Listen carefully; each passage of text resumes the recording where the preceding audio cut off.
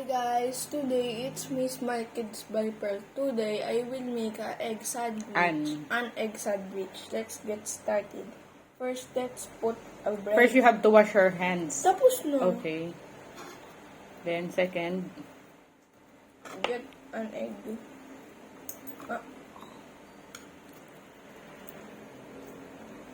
Next, Wow, that's an egg yummy. again. You have to use tissue. No. Your hands are already clean. This is a wet bread, okay? Ano wet bread?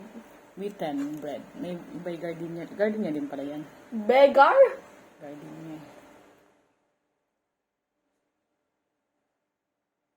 Does it taste good?